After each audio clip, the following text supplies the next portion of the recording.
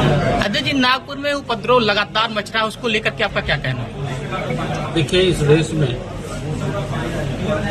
केवल एक ही सबसे बड़ा हथियार है, भारत का संविधान। और भारत के संविधान के आधार पर इस देश में लोकतंत्र और ओबीसी, एससी, एसटी का आरक्षण, आदिवासियों का और महिलाओं को आगे बढ़ाने का, इन सैद्धांतिक मूल्यों पर जो चल रहा है वो देश के हिसाब से चल रहा है।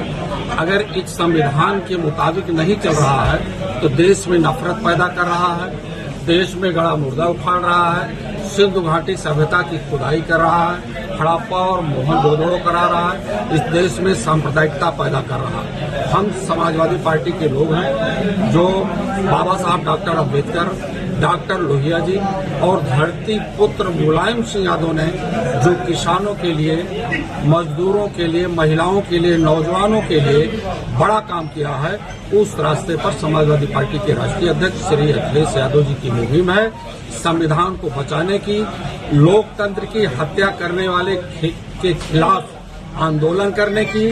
और जिन लोगों ने देश की पार्लियामेंट में बाबा साहब डॉक्टर अंबेडकर को अपमानित करने का काम किया है, अभद्र शब्द कहा है, उन लोगों के खिलाफ समाजवादी पार्टी की एक संविधान चर्चा जो पीडीए जनपंचायत के माध्यम से गांव की गली कूचों में समाजवादी पार्टी के लोग जा रहे हैं।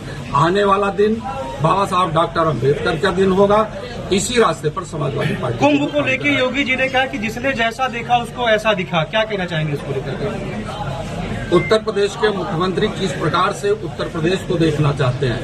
पूरी तरह से उत्तर प्रदेश में गुंडा राज्य है, महिलाओं के साथ बलात्कार है, सामूहिक बलात्कार हो रहे हैं, बलात्कार के बाद उनकी आंखें निकाल ली जा रही है, उनके ब्रेस्ट काट लिए जा रहे हैं। एक ऐसा लोकतंत्र है उत्तर प्रदेश का कि किसी व्यक्ति को समझ में नहीं आ रहा है। तो इस प्रकार से वो जिस निगाह से उत्तर प्रदेश को देख रहे हैं उसी निगाह से काम कर रहे हैं। बाबरी मस्जिद की तरह अगर एक बार हिंदू संगठन औरंगजेब के कब्र को लेकर मुद्दा बनाएंगे तो इसमें तो कहीं ना कहीं देश में आगजनी होगी।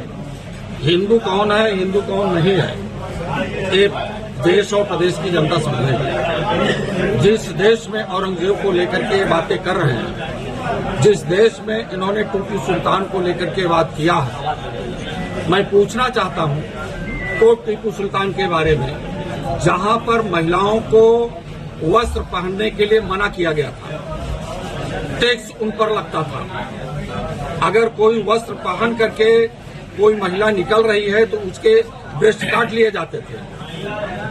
इसके खिलाफ टीपू सुल्तान ने आवाज दिया था। टीपू सुल्तान की विचारधारा शोषितों, वंचितों, पीड़ितों के लिए रही। उसी प्रकार से समाजवादी की विचारधारा उत्तर प्रदेश सरकार द्वारा जो स्कॉलरशिप दी जाती थी उसे दलित बैकवर्ड पढ़ता था, एकदम रोक दिया गया है। कोई बोल भी नहीं रहा, आवाज भी नहीं उठा रहा कि स्कॉलरशिप क्यों नहीं दी जा रही है, क्योंकि वही आधार था उनके पढ़ने और आगे बढ़ने का। यही तो सच है कि भारतीय जनता पार्टी लोगों को पढ़ाना नहीं चाहती है। पढ़ाई लिखाई पर टैक्स है, कॉपी पर, कलम पर, पेंसिल पर, स्याही पर टैक्स है, और गरीब आदमी पढ़ नहीं पा रहा है। समाजवादी पार्टी का फार्मूला ही नहीं, उन्होंने धरातल पर काम किया है। जब भी सरकार बनी है, चाहे माननीय नेताजी मुलायम सिंह यादव की सरकार बनी हो या समाजवादी पार्टी श्री अखिलेश यादव जी की बनी हो, सभी धरातल पर काम हुआ।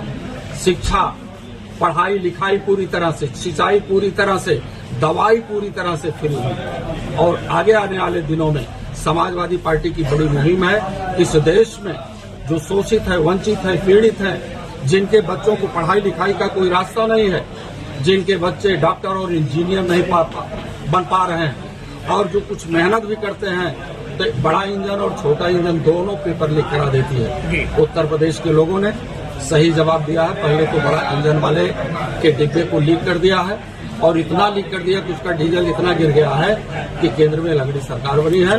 आने वाले 2027 में भारतीय जनता पार्टी के मंसूबों पर पानी फेर देगी। इनके 400 का जो एक बड़ा मुद्दा इन्होंने बनाया था कि 400 पार्लियामेंट हमको मिलेगा तो संविधान को खत्म कर देंगे, लेकिन उत्तर प्रदेश के लोगों ने उनके मंसूबे पर पानी फेर दिया है। संविधान रहेगा, लोकतंत्र रहेगा, इसको बचाने का काम केवल इस देश में अगर कोई कर रहा है तो समाजवादी नेता भाजपा ने अपने जिलाध्यक्षों को बदल दिया है। जिसमें 27 ब्राह्मण रखे गए हैं, 18 क्षत्रिय का मामला है। आपकी पार्टी द्वारा इसमें वो तो उनका सवाल नहीं संगठन है, तो उठाया उसमें रखवाई करेंगे। गोरखपुर का विश्वविद्यालय आप देख लो, विश्वविद्यालय में 753 लोगों की नियुक्ति हुई है। न्यायिक अधिकारी और बनाए गए हैं उत्तर प्रदेश में 753 लोगों के। आप उसमें देख लो कितने लोग हैं। ओबीसी, एससी, एसटी के लोग कुल मिलाकर के 50 हैं और सभी जनरल हैं। लड़ाई तो यही है, संविधान खत्म कर रहे हैं, आरक्षण खत्म कर रहे हैं। जब इससे ये लोकसभा चुनाव हार गए हैं तब से कह रहे हैं कि अरे हम लोग संविधान को मानते हैं, संविधान के आधार पर काम कर रहे हैं। लेकिन जहां आरक्षण का मुद्दा आता है, विश्वविद्यालयों में प्रोफेसर बनाने की बात आती है, एसोसिएट प्रोफेसर बनाने की बात आती है, असिस्टेंट प्रोफेसर बनाने की बात आती है, तो उसमें पीडीए के लोग आज तक क्यों नहीं दिखाई दिए? महिला सशक्तिकरण के नाम पर उत्तर प्रदेश के 9 विश्वविद्यालयों में वीसी बनाए गए। मैं पूछना चाहता हूं उत्तर प्रदेश की सरकार से, उन महिला वीसी में कितने पीडीए के वीसी हैं? वो 0 पर हैं। लड़ाई समाजवादी पार्टी की यही है कि पीडीए के लोगों को भी सम्मान और इज्जत मिलनी चाहिए। उसी मुहिम को आगे बढ़ाने के लिए हम लोग